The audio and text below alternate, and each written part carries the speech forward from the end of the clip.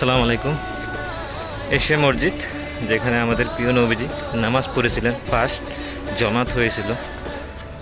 সুবহানাল্লাহ।